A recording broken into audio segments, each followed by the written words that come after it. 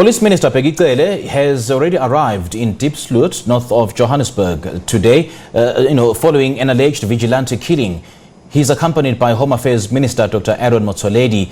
Zimbabwean national Elvis Nyathi was killed in the early hours of yesterday morning, allegedly by a mob demanding to see his passport. The killing took place just hours after the police minister's visit to Diepsloot on Wednesday after a protest against the high crime level in the township.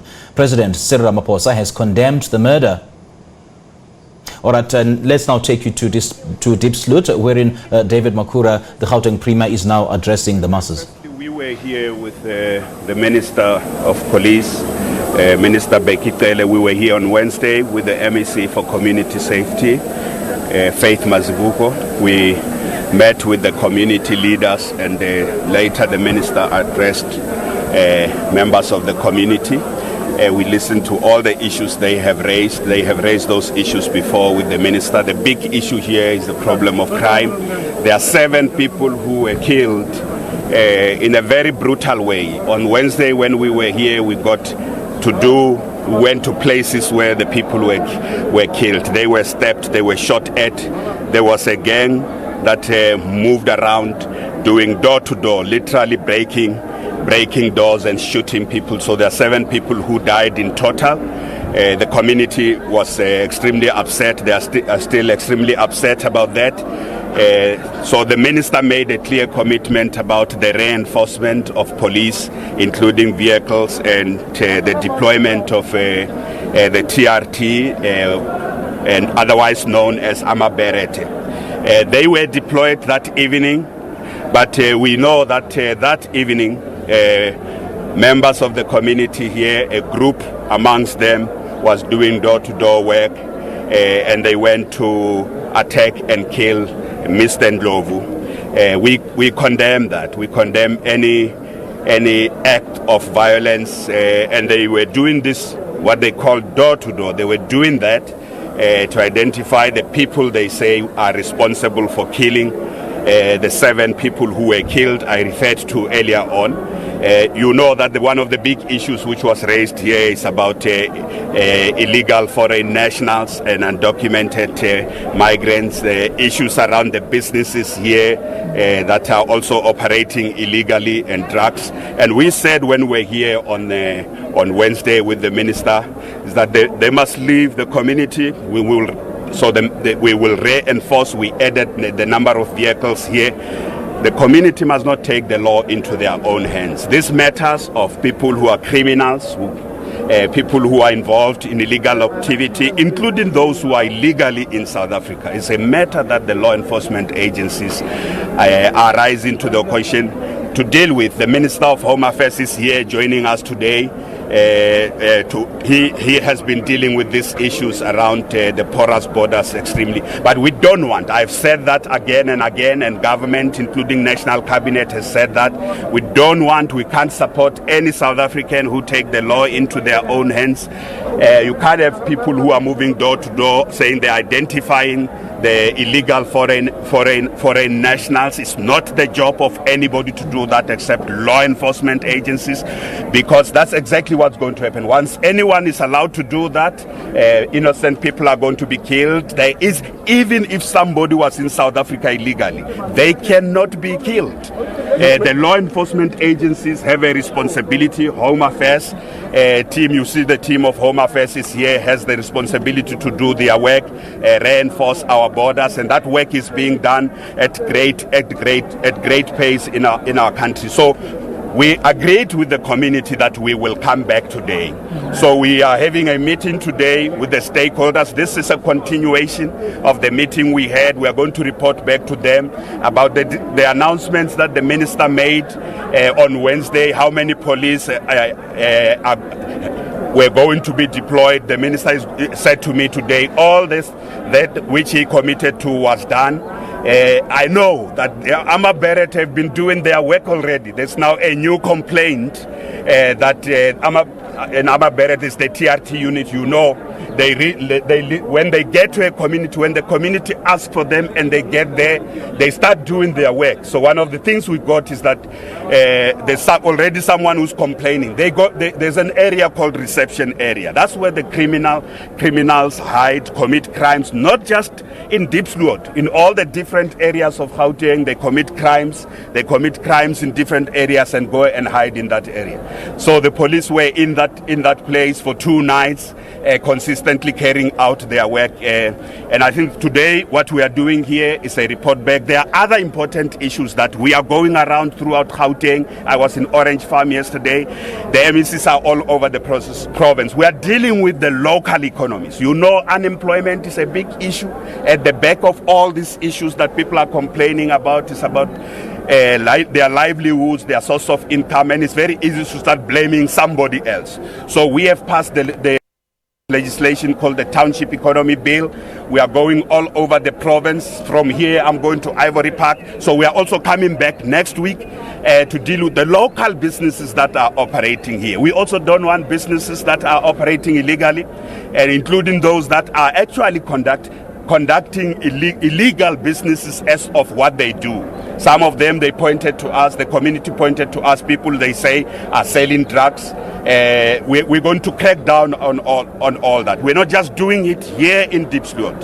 And that's why I'm saying to you, MECs are all over Gauteng. So when the meeting will continue with members of the community, there are other things they want us to deal with. And then next week I am back with 2 MECs in this community again to look at other issues beyond crime and the concerns around illegal activities taking place here in Diepsloot. Beyond that, we will deal with those issues next week again. Premier Chriselda Lewis from SABC Television News. It's important that I ask this question because we can see why there's so much tension taking place between South Africans and foreign nationals. The 7 that you speak about, yesterday I distinctly asked the National Police Commissioner about the 7 people who were killed. He said he knows nothing about the 7. He only knows about 4.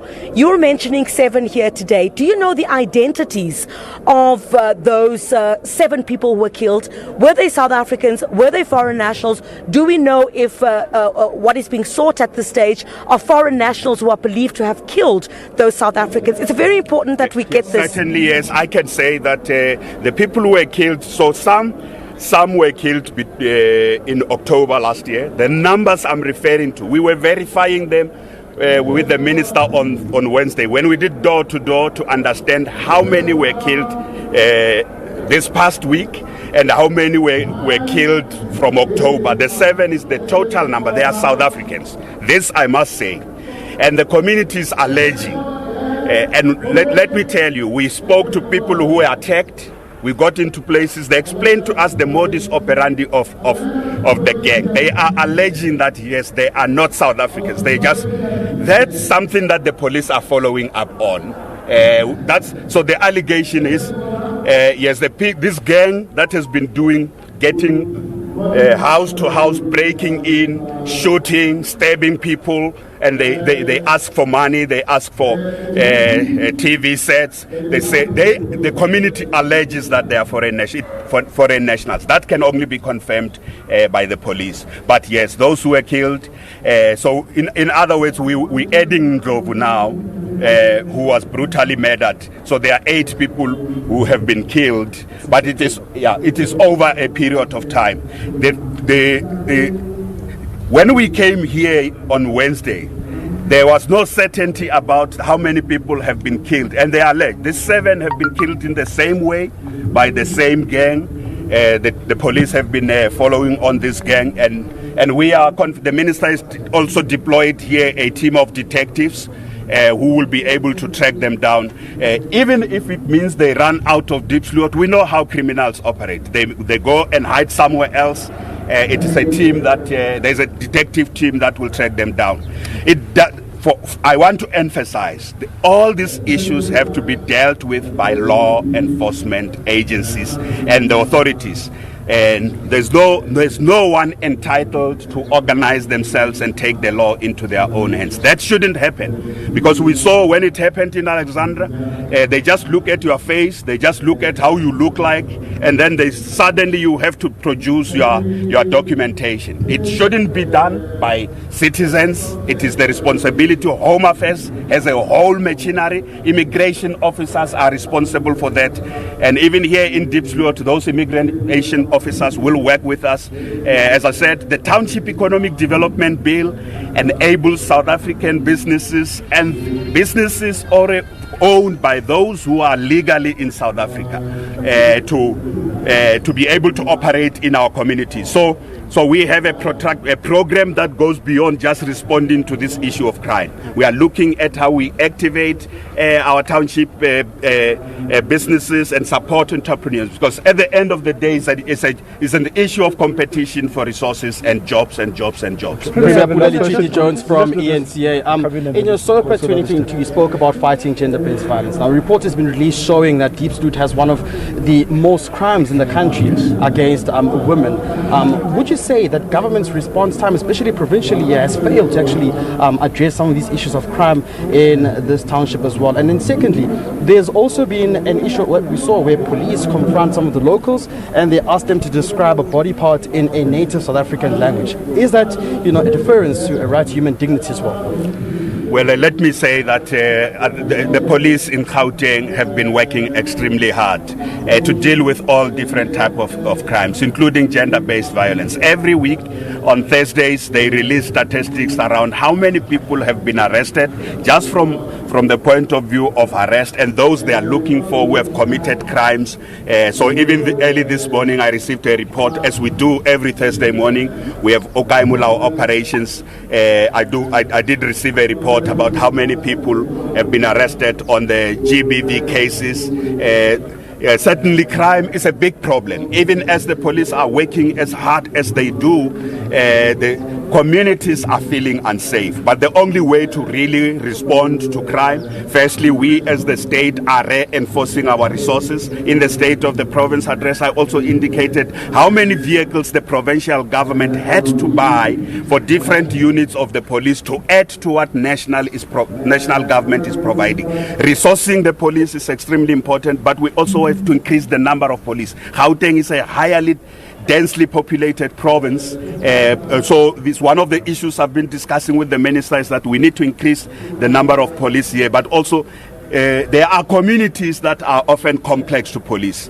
The environment and the layout of those communities, especially informal settlements where people have just come, settled themselves, can be very, very difficult. Law enforcement agencies must do their work. There can be no excuse for that reason. Do you support how the raids have been conducted, going to locals and saying, describe body parts of native South African language? Well, I look, the important thing is that South Africans are like this. So when there's no police action, they want action. When there's action by the police, there will be a complaint. All I want to assure you is that we want the police to do their job. Their job must be done in accordance with the law. So they shouldn't do things that are not allowed by the law. But the police must first and foremost be on the ground and do their their job. They must do their job.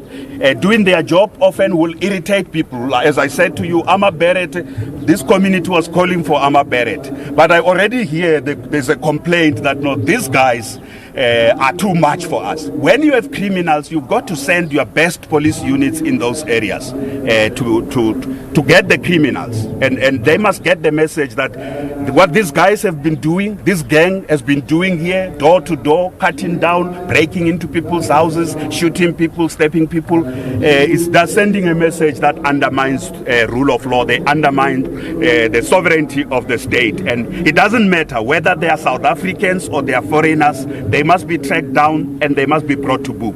Thank you very much, Premier. Who are you meeting with? Who is the delegation? And will they be relaying the message, or you guys will be going out and briefing them? Okay, on Wednesday when we were here, we met with the representatives of communities. There were around 40.